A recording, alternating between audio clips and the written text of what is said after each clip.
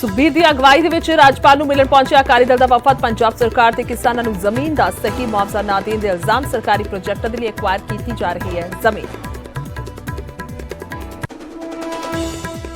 ਮੁੱਖ ਮੰਤਰੀ ਚਰਨਜੀਤ ਚੰਨੀ ਦੀ ਨਵੀਂ ਟੀਮ ਦਾ ਜਲਦ ਹੋ ਸਕਦਾ ਐਲਾਨ। ਰਾਤ 2 ਵਜੇ ਤੱਕ ਰਾਹੁਲ ਗਾਂਧੀ ਦੇ ਘਰ ਚੱਲਿਆ ਬੈਠਕਾਂ ਦਾ ਦੌਰ। ਮੁੱਖ ਮੰਤਰੀ ਚੰਨੀ ਵੀ ਰਹੇ ਮੌਜੂਦ।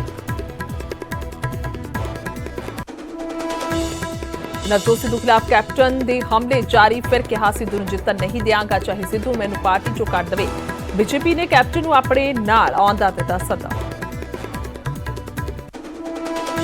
मंगां नूं लैके अज मुड़ रोडवेज मुलाजमां ने कीता चक्का जाम। सूबे भर च दोपहर 12 बजे तक बस स्टैंड बंद। जल्द मंगां मनण लई सरकार ते बना रहे दबाव। पंजाब भर च तेजी दे नाल पैर पसार रहा डेंगू। 1 महीने अंदर इकल्ले मुक्तसर च 328 मरीजों की पुष्टि। सरकारी हस्पतालों के विच नहीं नजर आ रहे मुकम्मल इंतजाम।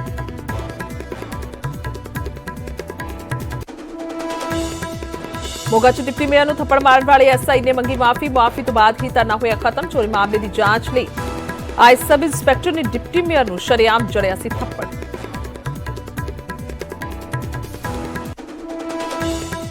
जलंधर च वापरिया दर्दनाक हादसा। स्कूटी और कार विचाले हुई जबरदस्त टक्कर। इको परिवार के 3 मैंबरों ने तोड़िया दम।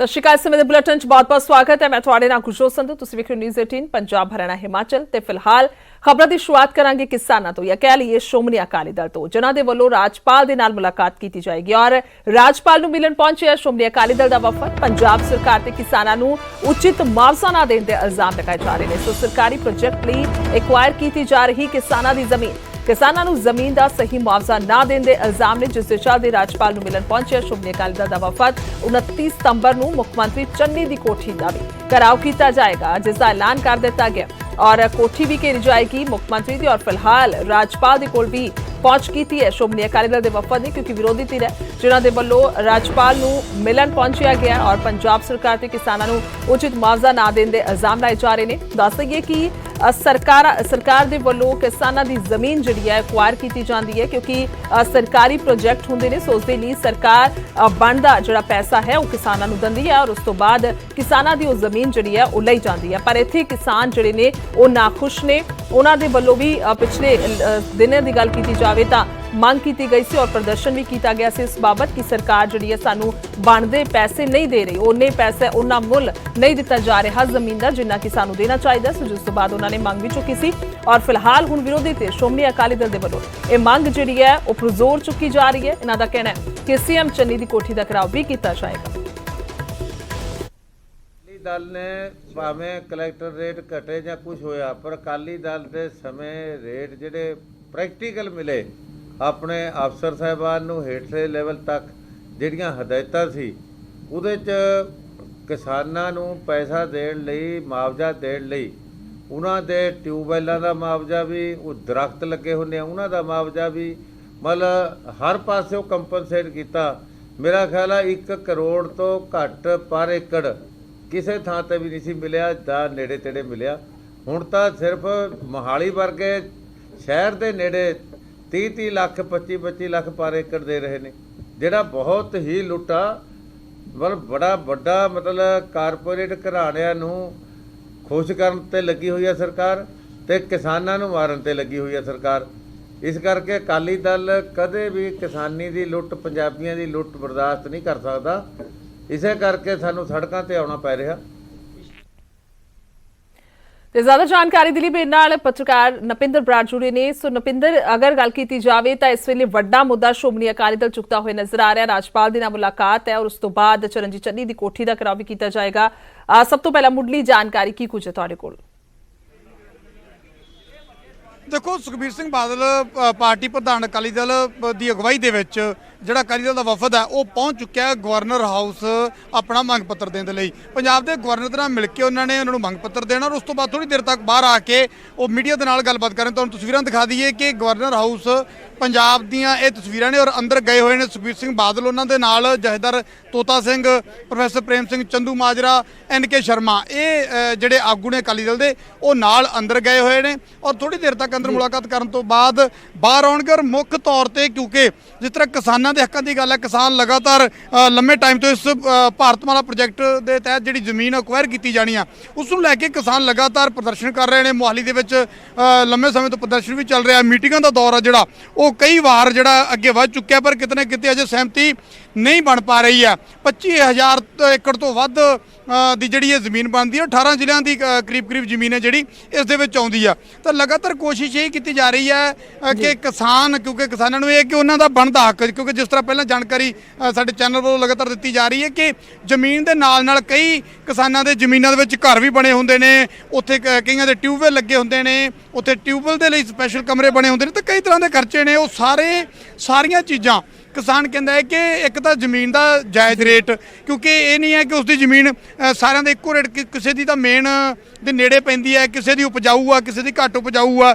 ਤੇ ਇਸ ਕਰਕੇ ਕਿਸਾਨਾਂ ਨੂੰ ਇਹ ਹੈ ਕਿ ਐਸਾ ਨਹੀਂ ਹੈ ਕਿ ਉਹਨਾਂ ਨੇ ਜਦੋਂ ਅੱਜ ਉਹਨਾਂ ਦੀ ਮੁੱਖ ਤੌਰ ਤੇ ਜਿਹੜਾ ਕਿੱਤਾ ਉਹ ਜ਼ਮੀਨ ਹੈ, ਉਹ ਖੇਤੀ ਆ, ਜੇ ਉਹਨਾਂ ਦੀ ਉਹ ਜ਼ਮੀਨ ਉਹਨਾਂ ਤੋਂ ਖੁੱਸ ਜਾਏਗੀ ਤਾਂ ਕੱਲ ਨੂੰ ਉਹਨਾਂ ਨੇ ਹੋਰ ਜਿਹੜਾ ਕਿਸਾਨ ਉਹ ਖੇਤੀ ਕਰ ਸਕਦਾ, ਹੋਰ ਜ਼ਮੀਨ ਦੀ ਤਲਾਸ਼ ਵੀ ਕਰਨੀ ਹੈ ਜਾਂ ਹੋਰ ਜ਼ਮੀਨ ਵੀ ਲੈਣੀ ਹੈ, ਕਿਉਂਕਿ ਕਿਸਾਨ ਦੇ ਲਈ ਇੰਨਾ ਆਸਾਨ ਨਹੀਂ ਹੁੰਦਾ ਕਿ ਉਹ ਕੋਈ ਕਾਰੋਬਾਰ ਕਰ ਲੇ, ਬਿਜ਼ਨਸ ਕਰ ਲੇ, ਤਾਂ ਕਿਸਾਨ ਖੇਤੀ ਹੀ ਕਰ ਸਕਦਾ ਹੈ। ਹਾਲਾਂਕਿ ਕੁਝ ਕਿਸਾਨ ਠੀਕ ਹੈ ਬਿਜ਼ਨਸ ਕਰਦੇ ਨੇ, ਪਰ ਹਰੇਕ ਕਿਸਾਨ ਦੇ ਵੱਸ ਦੀ ਗੱਲ ਨਹੀਂ ਹੈ। ਤਾਂ ਉਸਨੇ ਖੇਤੀ ਲਾਇਕ ਜ਼ਮੀਨ ਹੋਰ ਵੀ ਲੈਣੀ ਹੈ ਕਿਤੇ, ਤਾਂ ਉਸ ਦੇ ਲਈ ਉਸ ਨੂੰ ਪੂਰੇ ਮੁਆਵਜ਼ੇ ਦੀ ਜ਼ਰੂਰਤ ਹੈ, ਪੂਰੇ ਪੈਸੇ ਦੀ ਜ਼ਰੂਰਤ ਹੈ, ਕਿਉਂਕਿ ਇੱਕ ਥਾਂ ਤੋਂ ਜਦੋਂ ਪੱਟ ਕੇ ਜੇ ਤੁਸੀਂ ਘਰ ਵੀ ਇੱਕ ਜਗ੍ਹਾ ਤੋਂ ਦੂਜੀ ਜਗ੍ਹਾ ਸ਼ਿਫਟ ਕਰਦੇ ਆ ਤਾਂ ਤੁਹਾਨੂੰ ਅਨੇਕਾਂ ਮੁਸੀਬਤਾਂ ਦਾ ਸਾਹਮਣਾ ਕਰਨਾ ਪੈਂਦਾ। ਪਰ ਜੇ ਇੱਕ ਕਿਸਾਨ ਨੇ ਆਪਦਾ ਰੁਜ਼ਗਾਰ ਪੂਰੀ ਦੀ ਪੂਰੀ ਜ਼ਮੀਨ ਨੂੰ ਉੱਥੋਂ ਸ਼ਿਫਟ ਕਰਨਾ, ਉੱਥੋਂ ਬਦਲਣਾ ਹੈ, ਦੂਜੀ ਥਾਂ ਤੇ ਜਾ ਕੇ ਜ਼ਮੀਨ ਲੈਣੀ ਹੈ, ਨਵੇਂ ਸਿਰੇ ਤੋਂ ਸਾਰਾ ਤਾਮਝਾਮ ਕਰਨਾ ਹੈ, ਤਾਂ ਉਹ ਇੰਨਾ ਆਸਾਨ ਨਹੀਂ ਹੈ। ਉਹ ਇੱਕ ਵੱਡਾ ਚੈਲੰਜ ਹੈ, ਵੱਡੀ ਚੁਣੌਤੀ ਆ। ਕਈ ਵਾਰ ਜ਼ਮੀਨ ਉਪਜਾਊ ਨਹੀਂ ਹੁੰਦੀ, ਉਸ ਨੂੰ ਉਪਜਾਊ ਕਰਨ ਦੇ ਲਈ ਉਸ ਦੇ ਵਿੱਚ ਪਹਿਲਾਂ ਉਸ ਜ਼ਮੀਨ ਨੂੰ ਤਿਆਰ ਕੀਤਾ ਜਾਣਾ, ਜੇ ਪੱਧਰ ਨਹੀਂ ਹੈ ਤਾਂ ਪਹਿਲਾਂ ਪੱਧਰ ਕੀਤਾ ਜਾਣਾ, ਫਿਰ ਉਹਦੇ ਖਾਦ ਪਾਈ ਜਾਣੀ ਹੈ, ਉਸ ਤੋਂ ਬਾਅਦ ਉਸ ਨੂੰ ਹੌਲੀ ਕਰਕੇ ਜਿਹੜੀ ਜ਼ਮੀਨ ਐਸਾ ਨਹੀਂ ਹੈ ਕਿ ਜ਼ਮੀਨ ਤੁਸੀਂ ਅੱਜ ਲਈ ਅੱਜ ਹੀ ਉਹਦੇ ਵਿੱਚ ਜਿਹੜੀ ਖਾਦ ਪਾ ਦਿੱਤੀ ਤੇ ਕੱਲ ਤੋਂ ਜਿਹੜੀ ਖੇਤੀ ਹੋਣ ਲੱਗ ਜਾਏਗੀ, ਨਹੀਂ। ਕਈ ਵਾਰ ਕਈ ਜ਼ਮੀਨ ਨੂੰ ਉਪਜਾਊ ਕਰਨ ਦੇ ਲਈ ਲੰਬਾ ਟਾਈਮ ਲੱਗ ਜਾਂਦਾ, ਕਈ ਸਾਲ ਲੱਗ ਜਾਂਦੇ ਨੇ, ਤਾਂ ਉਹ ਸਮਾਂ ਜਿਹੜਾ ਸਰਵਾਈਵ ਵੀ ਕਰਨਾ ਕਿਸਾਨ ਨੇ।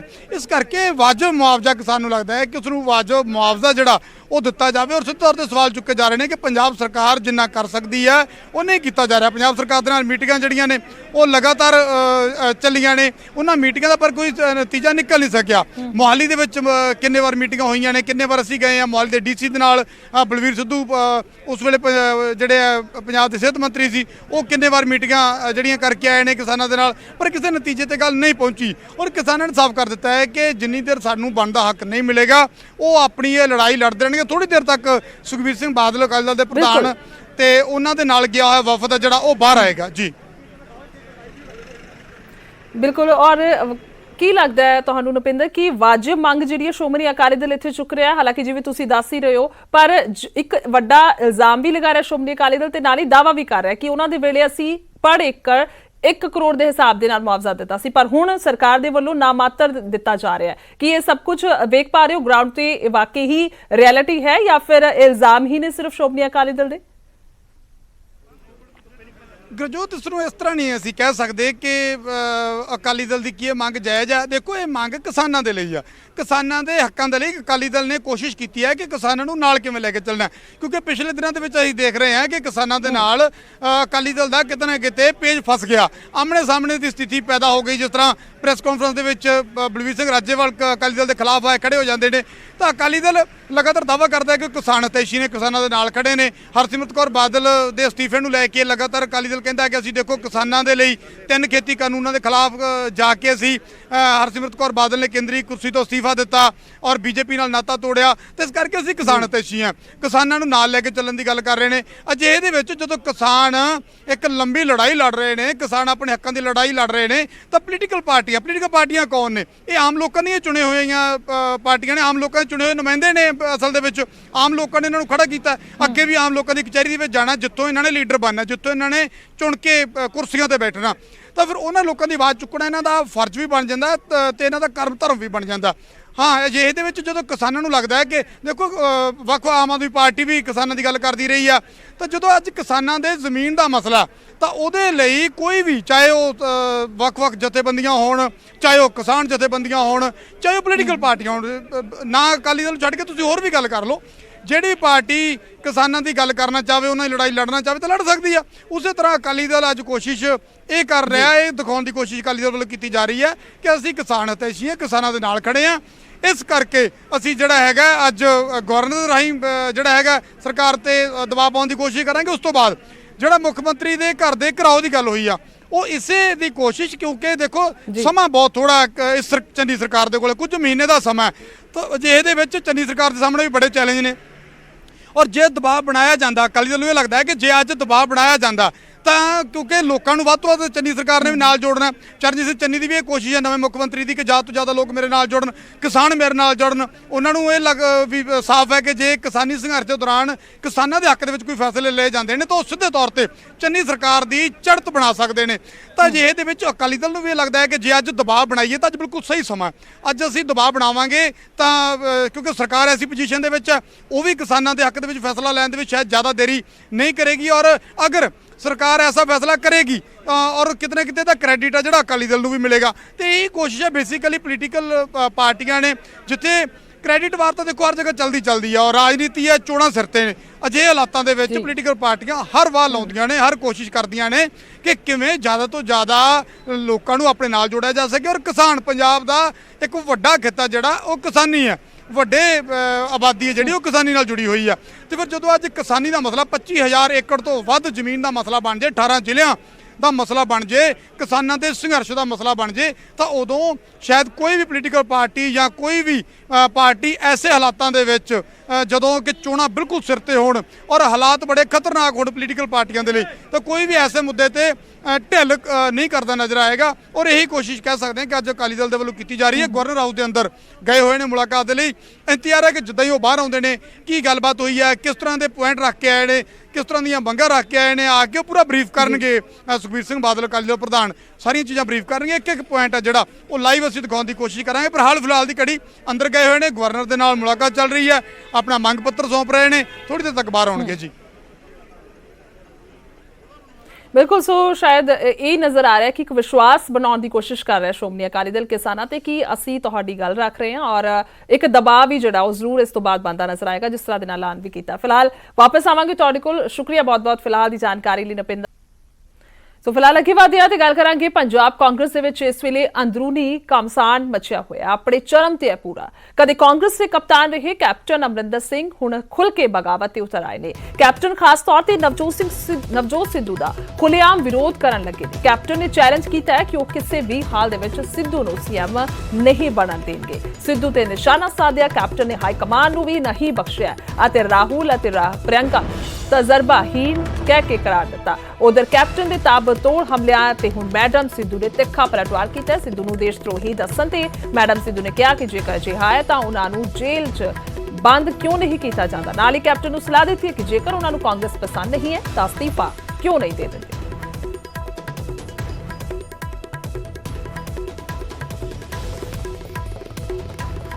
ਸਿਕਿਉਰਿਟੀ ਨੂੰ ਜਿਹੜਾ ਬੰਦਾ ਉਹ ਕਰਦਾ ਹੈ ਤਾਂ ਅੰਦਰ ਕਰੋ, ਤੁਸੀਂ ਇਮੀਡੀਏਟਲੀ ਅੰਦਰ ਕਰੋ। ਜੋ ਥ੍ਰੈਟ ਹੈ ਨੈਸ਼ਨਲ ਸਿਕਿਉਰਿਟੀ ਨੂੰ, ਉਹਨੂੰ ਬਾਹਰ ਕਿਉਂ ਰੱਖਿਆ, ਉਹਨੂੰ ਆਪਣੇ ਨਾਲ ਕਿਉਂ ਬਿਠਾਇਆ, ਉਹਨੂੰ ਮੰਤਰਾਲੇ 'ਚ ਕਿਉਂ ਰੱਖਿਆ, ਉਹਨੂੰ ਆਪਣੀ ਪਾਰਟੀ 'ਚ ਕਿਉਂ ਰੱਖਿਆ, ਉਹਨੂੰ ਜੇਲ੍ਹ 'ਚ ਕਿਉਂ ਬੰਦ ਨਹੀਂ ਕੀਤਾ। ਸੋ ਸਗੋਂ ਮੈਂ ਕਹਿੰਦੀ ਹਾਂ ਕਿ ਇਮੀਡੀਏਟਲੀ ਲੈਟਰ ਲਿਖ ਦੇ ਅਮਿਤ ਸ਼ਾਹ ਜੀ ਨੂੰ, ਹੁਣ ਵੀ ਲਿਖਣ 'ਚ ਉਹਨਾਂ ਕੋਲ ਕੋਈ ਪ੍ਰੂਫ ਹੈ, ਐਂਡ ਅਮਿਤ ਸ਼ਾਹ ਜੀ ਨੂੰ ਰਿਕੁਐਸਟ ਕਰਨ ਵੀ ਭਾਈ ਇਮੀਡੀਏਟਲੀ ਬੰਦੇ ਨੂੰ ਅੰਦਰ ਕਰੋ, ਉਹਨੇ ਐਂਟੀ ਨੈਸ਼ਨਲ ਕੰਮ ਕੀਤਾ।